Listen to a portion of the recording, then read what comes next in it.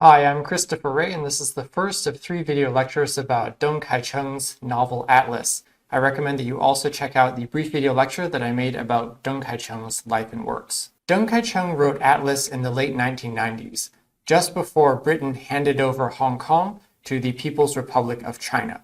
And he imagines a future of this city, but a future looking back. The ostensible topic of the novel is not the actual Hong Kong, but a fictional Hong Kong, a Hong Kong of the imagination, which is called Victoria City in the novel.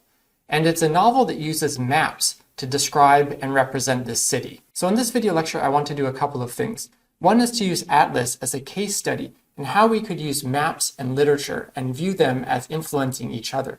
So what are the literary possibilities of maps? What are the imaginative possibilities of maps? What do maps mean? What meanings do they create?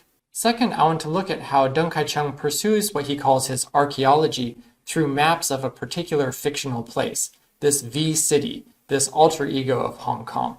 So what is the city of Victoria that's being referred to here? I think is an open question, and it's one that may not have a definitive answer, but I think we can say for certain that Dung Kai-cheung is giving us a physical archaeology of places, of streets, of physical landscape, but there's also an imaginary archaeology. So he's creating something of a Hong Kong of the mind through this fictional representation.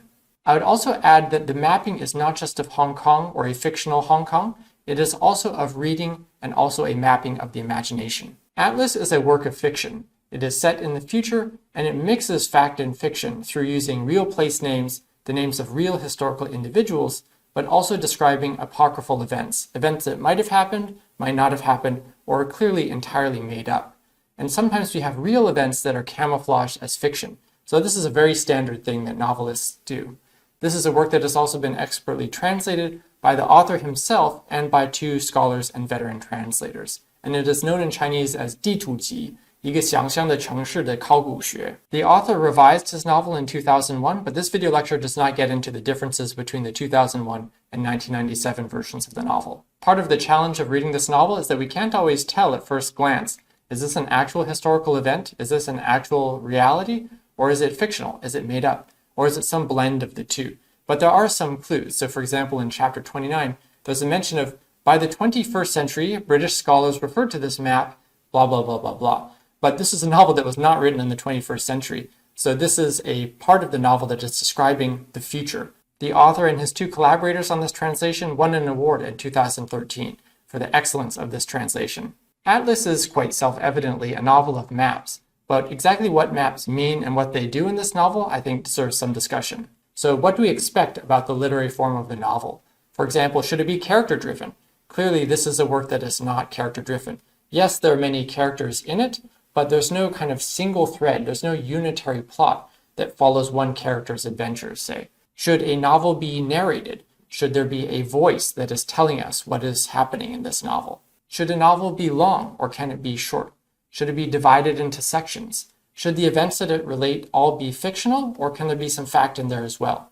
Can we blend fiction and history or reality? And what do we even mean by reality if we ask that question? Should a novel be distinct from other forms like poetry or essays? What happens when the mode of the narration or the mode of the description starts to shift and we move into a more essayistic style? And then should a novel also be written as opposed to drawn, say? Should it be a novel of words as opposed to a novel of pictures? The novelistic mapping in Atlas, I think, does beg this question of what can a novel be? The answers, of course, are multiple. You could have a dictionary novel. So there are Chinese examples like Han Xiaogong's Dictionary of Ma Qiao.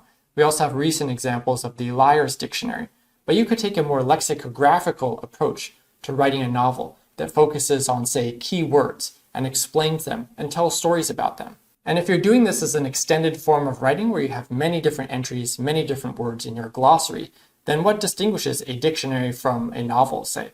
One famous example is Ambrose Bierce's The Devil's Dictionary, which was originally called the Cynic's Word Book. This was written for a newspaper in installments, kind of entry by entry, and then compiled and later expanded. And so you have essentially a novel-long work that somewhat defies our expectations of a dictionary as being something that is purely informational. You can also have a novel that is made up mostly or entirely of letters. Mo Yan's Frog is a good example, and one that we'll be covering in this course. There are plenty of earlier examples from around the world, however. And it seems that in the 19th century, writers of science fiction and of horror gravitated towards the epistolary novel. That there's something about writing from this usually restricted point of view where someone is telling their story and they don't know what's going to happen next. The Color Purple would be another great modern American example. Dialogues is another very popular long-standing form of exploring ideas. So you have a lot of works of pre-modern Greek philosophy that are in the form of dialogues. Italo Calvino's Invisible Cities is one example of a novelistic or fictional dialogue between Kublai Khan and Marco Polo that is actually mentioned in Atlas several times. Where you have these dialogues as something of a framing device and this exploration of what cities are and what they might mean. So Atlas is a novel of maps. And what do maps do in this novel? Obviously, maps represent. They are abstractions or ideas about places, about the physical distance between them in the real world, but they are representations. They are not the places themselves. They express desire for knowledge. After all, why would you need a map unless you lacked some type of knowledge about a place? But they can also express a desire not just for knowledge, but also for control. Knowledge is power, and particularly if you are a state or an empire or a ruler or an explorer who is seeking to conquer new lands. We can read maps of bygone places, however. We can try to use maps to reclaim memories and ideas and feelings and thoughts. Maps also disappear in a few ways. So if they're physical objects, often the paper can crumble and decay. They can disappear physically. But even digital maps can disappear because they are supplanted by newer updates and new maps. Maps are also markers of time. And I think that this is a key insight that Dung Kai-cheung explores at length in this work. And that maps add things, they change things, they erase things in their representational practices. And so I would say that Dung is not necessarily offering facts about maps, but he is putting forward a series of different propositions for our consideration about the possible meanings of maps. So these are just a few and not all of the possibilities of what maps mean. Here's an excellent example from chapter 11 about subtopia, one of the many terms that Dung Kai-cheung coins in his rethinking and theorization of maps. Here he is focusing in on one particular time element of maps, and that it takes time to draw a map. And by the time you have finished your map, the place that you are representing has changed. So therefore, all maps are obsolete because the place has changed, but the representation is kind of fixed in time. No map can be synchronous with time. And so therefore, the time immobilized in maps is fictional time that never existed.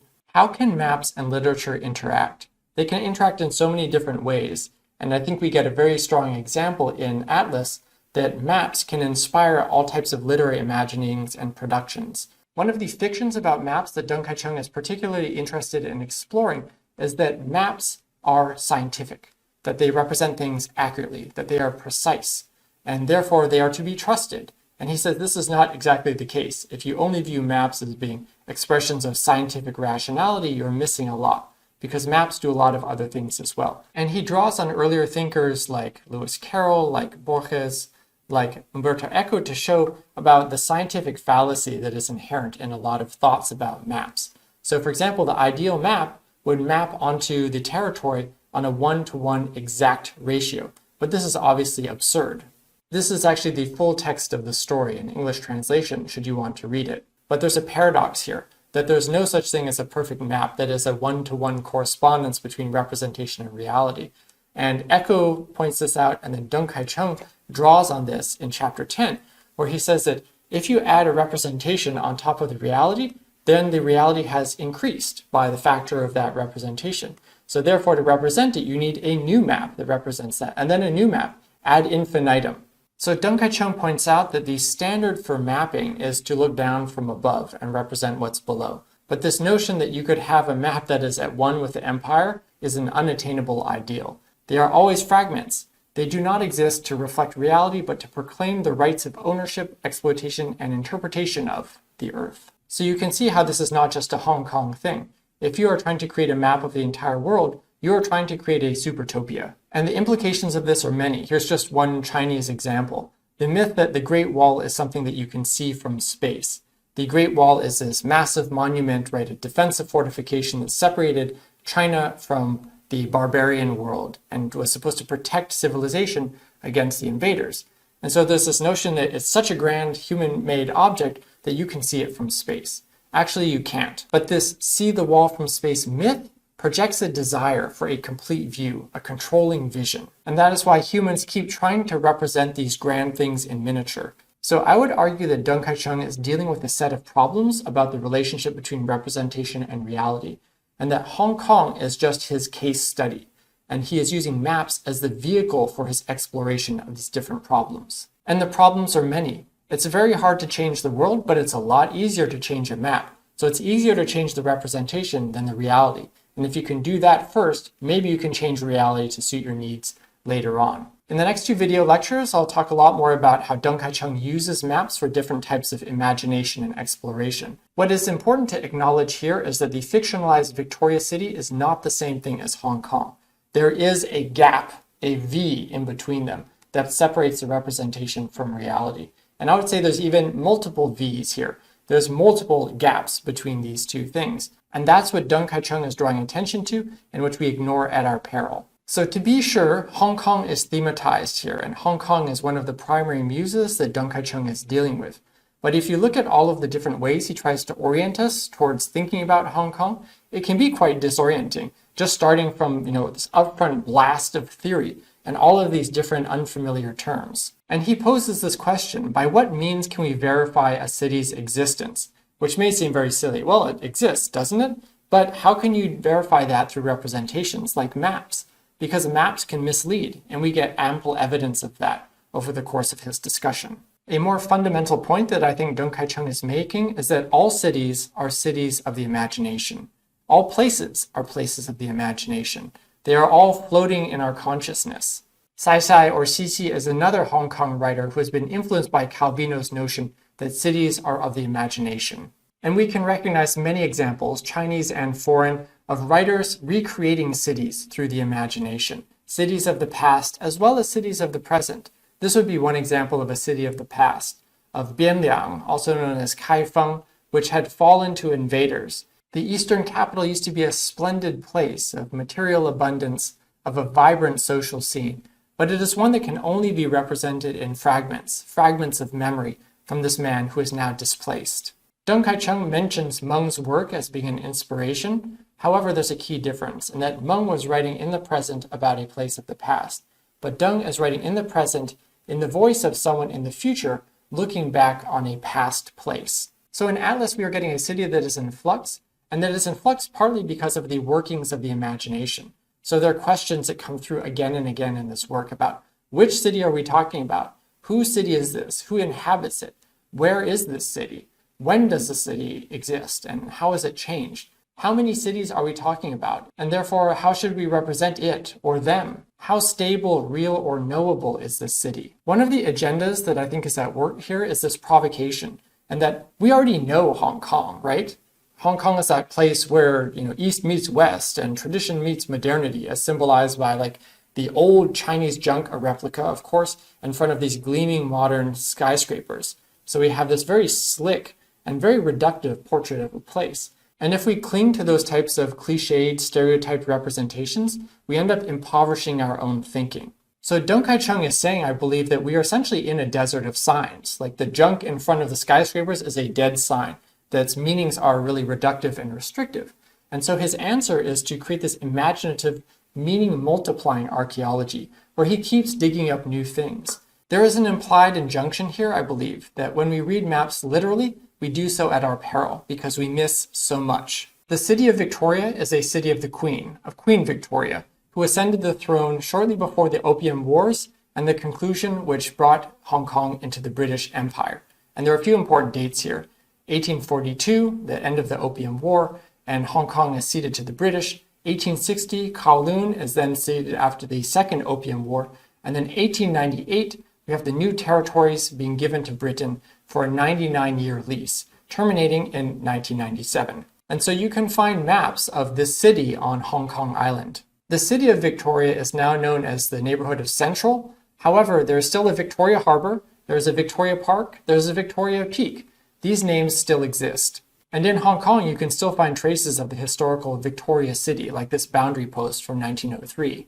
I would note that the city of Vancouver, like Hong Kong, has a boundary road. In this case, it marks a current political boundary between Vancouver and the city of Burnaby. Hong Kong has a boundary street as well, which is mentioned in the novel, but this marks a former political boundary, not a current political boundary. For Dung Kai-cheung, Atlas is just the first in a series of works about the city. The timing of authorship for Atlas, however, is unique. This is a novel written with a particular date in mind, July 1st, 1997, when all of Hong Kong became part of the People's Republic of China. This is often referred to as the handover. That date of 1997 was determined in 1984, when the British government and the PRC government jointly agreed that in 1997, Britain would hand over not just the new territories, but all of Hong Kong, and there are many references to 1997 in Atlas. Hong Kong is a transtopia because it is a place being handed over. It is a place on the move. Transference means to put something from one hand into another hand. That is, to hand over. In fact, it is extremely simple to transfer a place. You need only hand over a map of the place.